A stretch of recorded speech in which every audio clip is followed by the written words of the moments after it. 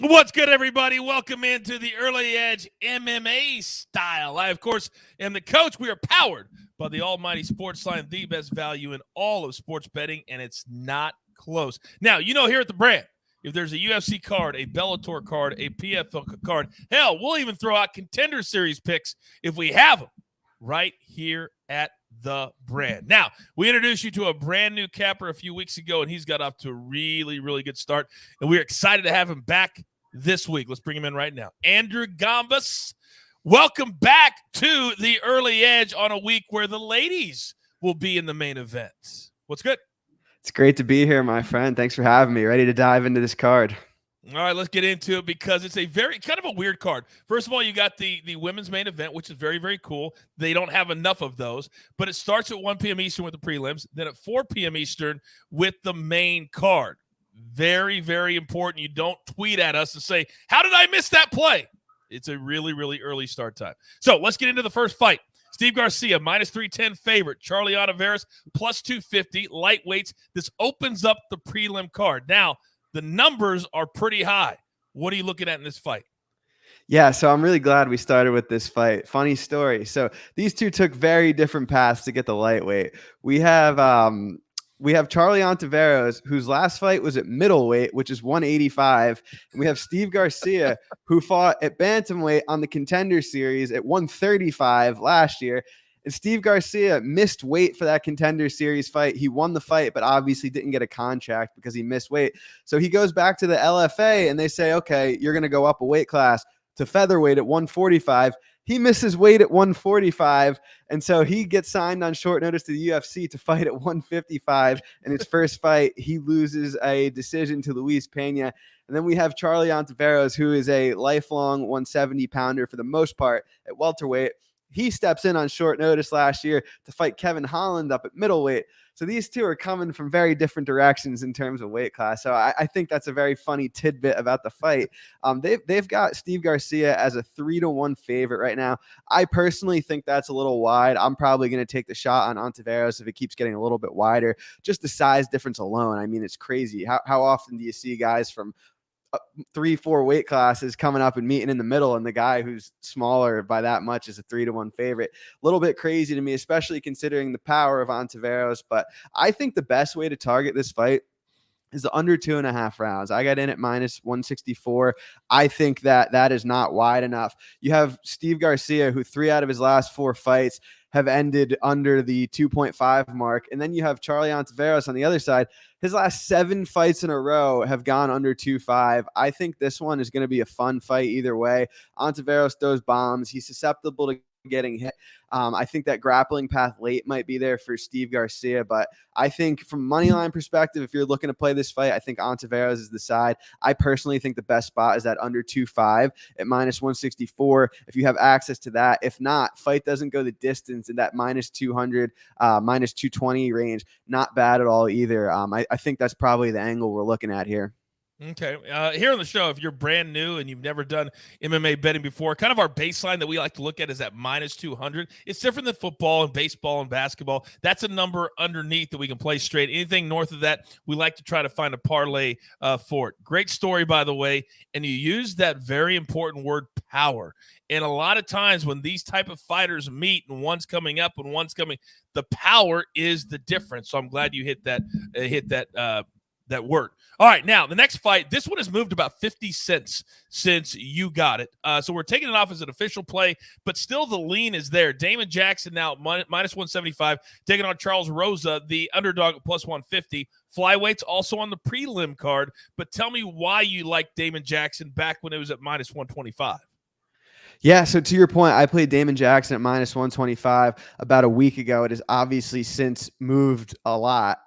So I'm not officially tipping that here, but want to give at least the logic behind that play. So Damon Jackson is nicknamed the Leech, and they nicknamed him that for a reason. He is a grappler. He gets on top of you, and he's a leech from there. And Charles Rosa has struggled with that type of fighter. We've seen it in a few of his fights recently, most recently against Derek Minner. Kind of wrestled him, grappled him to a dominant decision, almost got a couple submissions along the way. Bryce Mitchell, same deal, grappled him bad. Damon Jackson has he was in the UFC years ago. He came back within the last couple of years. His first 2 fights back were against 2 brutal matchups, 2 guys I'm really high on. Mirsad Bektic, who is a great grappler. He's since retired, actually, but Damon Jackson actually beat him in the 3rd round by submission, which he was a massive underdog in that fight. And then he fought my favorite prospect in the UFC, who I've talked about on here before, ELLIOTT. Didn't go his way, but I think stylistically this is a great spot for him. I was all over the -125, -130. It hung around there for a few days, up to -180 now. So if you want to play that, -175, go for it. I wanted to make sure you have that information. But I think Damon Jackson's going to win this fight. Wouldn't surprise me if he finds a submission. Wouldn't surprise me if he grinds out an easy decision as well. But I think he's not outmatched on the feet either. So if it stays up there, I don't hate his chances either. I'm gonna lay the -180. We say it all the time. In sports betting, knowledge is power. And that's why you watch these shows, to get the knowledge, to give you all the power. He just gave you 3 or 4 different ways that you could bet this fight if you choose to, and make that decision for yourself. All right, let's move on. Next fight, Chris Gutierrez. He's a -250 favorite, taking on FELIPE COLARES at +200 underdog. Bantamweights, I love the bantamweights. They're quick, they're fast. Final fight on the prelim card, so you know it's going to be an absolute banger. What do you like in this one? Yeah, so when this fight got announced, I was really hoping for a good line on Chris Gutierrez. Came out at like -300, but it's since been bet down to -250. I haven't got in on the action yet. I'm waiting on that line because I think it's going to come down a little bit more. So if you're comfortable laying that -250, if you want to parlay it, if you want to play it straight, go ahead and do that. I'm going to be in on the action. If I start to see it heading the other way, I'm going to take it, but just be conscious of that. Chris Gutierrez may be one of the best leg kickers in the entire UFC. I bet him against Andre Ewell at -130. He almost kicked the poor guy's leg off. I mean, Andre Ewell's a solid fighter. He's a long, rangy striker, but I knew that leg kick is a differentiator for Gutierrez. He uses it better than anyone in the division. He's quietly won 4 out of his last 5 fights, and that one fight he didn't win was actually a draw. So he's someone to look out for. He's on a little bit of a hot streak right now, and I don't think COLARES is a bad fighter by any means. He's 2-2 in the UFC, which isn't bad. He lost a tough one to Montel Jackson. He beat Luke Sanders, who's since retired. But I just think stylistically, the way that COLARES stands heavy on that lead leg, it's going to make this a fun night out for Chris Gutierrez. He loves when guys stand heavy on that lead leg, leaves you susceptible to being leg kicked. So I'm going to lay this -250 if the price hangs around. If it goes a little bit lower, even better. But I think Chris Gutierrez is going to chop the lead leg down here on way to a dominant decision, or maybe even a late finish. He's actually one of the only fighters who's finished a fight in the UFC via straight up leg kicks, where the guy just no more. He can't stand up because he's kicked his legs so much. So it's a fun little tidbit as well. The one thing, you got a lot of good tidbits this week. The one thing I don't want, because I've seen enough this year, is broken legs. I don't want to see any more broken. We've seen enough. Chris Weidman. I don't need to see that ever, ever, ever again. So we're on Chris Gutierrez -250. Now let's move to the main card. First fight on the main card, middleweight division. Phil Hawes, a -330 favorite. Darren Wynn +265 is the underdog. There's a lot of these when you have these cards that you don't have the superstars or even really the stars. Real quick, do you find it harder to cap because when you're looking down at this card, there's no real stars on this UFC card for Saturday? Is it easier or harder for you? It's easier for me because there's less money coming in on these. It's easier to find an edge against the book. So there's less sharp money on both sides. And if you go above and beyond and do the extra mile like I do, I research this stuff early on. I'm watching tape, doing research. I think the opportunities are better. So I kind of live, as much as I like the cards, like that UFC 266 card that we just had a couple weeks ago with Volkanovski and Ortega, as much as I love those cards, I love these ones just as much, because if you dig, you're eventually going to find gold. And I think that might be what we found here. So I was driving the Phil Hawes hype train pretty much a couple fights ago. He was -120 against Imavov. I was all over that. People bet the other side heavy on that. Hawes got the win there. He's since won another fight, and I think the time has come. I'm turning the gun on my guy. I don't know why he's a 3-1 favorite here. Yeah, I'm turning the gun on him. Turning the gun on him. I think that this line's too wide. I get why Phil Hawes is the favorite. He has those athletic advantages. He's very explosive.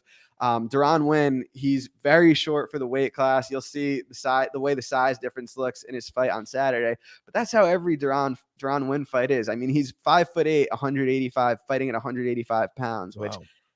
so he's at a big reach disadvantage here, which I think sways a lot of people to play HAWES up to minus 330 now, but that's not new to him. He was at a massive size advantage, or excuse me, a size disadvantage in his last fight against Antonio Arroyo. I was on WINN at an underdog price in that fight from a money line perspective, and I had WINN decision at plus 270 as well. So a little bit of David versus Goliath there, a little bit again here, but I think this line should be a lot closer. Phil HAWES a lot of the time gets his wins by mixing in the wrestling. I don't think he could do that here. DERON WINN was a standout wrestler in college, and he wrestled on the senior level beyond, and he actually looks for takedowns in his own fights. On the feet, I think HAWES will be dangerous early, but the longer this goes, we haven't really seen HAWES strike for 15 minutes, and I think that WINN might eventually walk him down, and I could see a late finish happening here, and I could see a decision happening as well. So like I said, HAWES probably the rightful favorite. Definitely too wide. So I think there's plenty of value on DERON WINN at this price at plus 265. And like the fight that we had talked about prior, I wouldn't be surprised if this line gets even wider. All right. Well, I like it whenever you have something really good on the underdog because it doesn't happen very often. And this is kind of what you're talking about, that you dig and you find the holes and you find the value. We love that V word, the value on certain fighters, and it certainly feels like we have value here. All right, let's move on to the next fight that you like. Tim Elliott, a plus 160 underdog against MATHEUS NICOLAU, minus 190 as the favorite. These are flyweights. They're small, right? Yeah, 145. This also on the main card. Now, you originally were going to play this, but you're leaning away from it because the number has moved. But still give me quickly the information on the fight, if you would. Yeah, so I got in on NICOLAU at minus 146 here. Obviously, flyweight matchup. Both these guys are fast. That whole division's fast, really. So it's fun to watch from a fan perspective. Tim Elliott, he's got a very herky-jerky style on the feet. He's open to being hit. He looks to wrestle, get his fights to the ground. He's lost a few in a row, but to the top of the division with Royval, Askarov, Davison Figueiredo. But then he's bounced back very nicely against Ryan Benoit, Jordan Espinoza. In this matchup, you got NICOLAU on the other side, who I think just from an overall skill perspective, NICOLAU is way more well-rounded. He's won 3 fights in a row, most recently beating Manel Cape. He's a black belt in jiu-jitsu, so I have a very hard time seeing Tim Elliott just take him down and dominate him on the ground because that's NICOLAU's world. And I think on the feet, NICOLAU is clearly the better striker. So I think this line is the current line is a better representation of the of how the fight should play out as opposed to that early line last week at minus 146. And again, just another thing to note, Tim Elliott's 34. He's going to be 35 soon. And I've mentioned it on this show before, but the lower you go in those divisions, the more people age quickly, especially when speed is such a factor. So you got NICOLAU on the other side, who's 28. That's right in his athletic prime. You got Tim Elliott, who's 34, going on 35. So everything about this fight tells me that NICOLAU is going to win. I'm glad I got a good price on it. If you want to lay that minus 190 based on what I'm telling you, go for it. If you want to pass, go for it and just enjoy the show because I think this is going to be a fun one. Yeah, and I made a mistake. I said 145. I meant 125 for the flyweights. Featherweights are 145. My apologies. All right, let's get to the main event now, and it's rare that you have a women's main event, but I think it's pretty cool. Mackenzie Dern is a favorite at minus 170. Marina Rodriguez coming back as the underdog plus 145. This is a women's strawweight division main event. What are you looking at in this fight? Yeah, so I love this fight. You've got Mackenzie Dern on one side, who's won 4 fights in a row, 3 of them by first round submission. When it comes to grapplers in the UFC, Mackenzie Dern has some of the best pure jiu-jitsu, not only within the women's divisions, but across the entire sport. I mean, she has all the credentials. Her jiu-jitsu background is incredible. It's on full display in every fight. She comes forward. She looks to get takedowns. And then from there, it's almost she gets you to the ground. It's not a spot you want to be with Mackenzie Dern. I don't care how good of a grappler you think you are. Then on the other side, you've got Marina Rodriguez, who's the opposite. Marina is a stud striker. I mean, she hits hard for that weight class. She's got the talent on the feet. She's ripped off 2 wins in a row over Amanda Ribas and Michelle Waterson, which are both solid wins in the division. She actually knocked Amanda Ribas out, if you remember, back on that McGregor-Poirier card earlier this year, back in January. Sweet knockout that you normally don't see those types of knockouts at 115 pounds. But Marina has struggled a little bit with the grappling department. She has a loss to Carla Esparza, who wrestled her to defeat, and then she has a draw with Cynthia Calvillo, who she struggled with in the grappling department.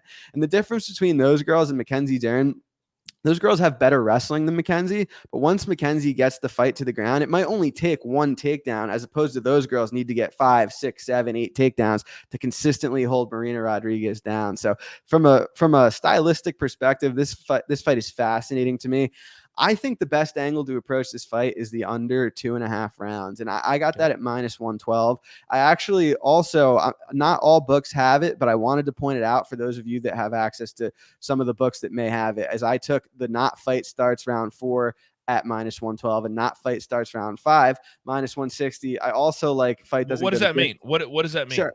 So not fight starts round 4 means the fight ends within the first 3 rounds of the fight. So each round being 5 minutes, that means that it'll end within the first 15 minutes. So the fight does not start round 4. The fight's over before then. It's similar to the under 2.5. The only difference is the under 2.5 is 12.5 minutes. So that right in that halfway point of the 3rd round. So by playing the fight doesn't start round 4, you're getting an extra half round just in case. And then same thing with the fight not starts round 5, is you have 4 rounds for there to be a finish. Fight doesn't go the distance, self-explanatory. If the fight goes all 5 rounds, you lose. If it doesn't, you win. So I think all those under props are great. I think the under 2.5 at even money or near it is a very good spot.